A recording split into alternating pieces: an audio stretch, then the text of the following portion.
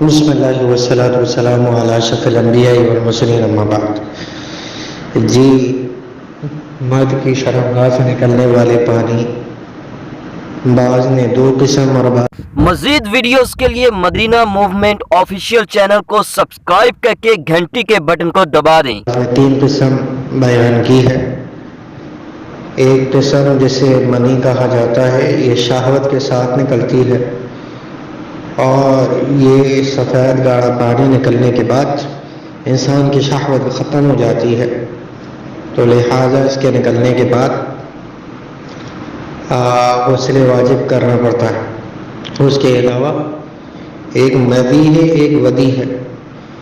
یہ دونوں پانی بھی انسان کی شرمگاہ سے نکلتے ہیں، لیکن اس کے نکلنے سے شہوت بڑھ جاتی ہے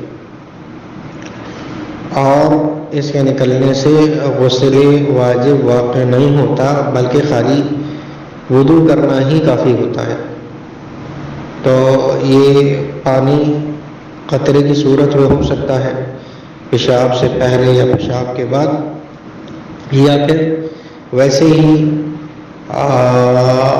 بغیر کسی سبب کے شرمگاہ سے نکل سکتا ہے، یا پھر بیگم کے ساتھ یا کسی بھی محرم ازواجی اہلیہ کے ساتھ بات کرنے سے یا بیٹھنے سے خارج ہو سکتا ہے، تو لہٰذا اس کا خالی وضو ہی کیا جائے گا۔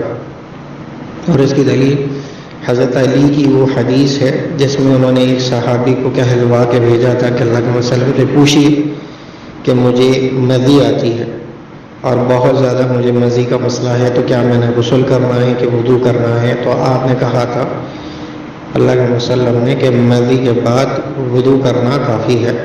تو اس معنی اور مفہوم میں حدیث موجود ہے۔ واللہ اعلم۔ حاضر معنی۔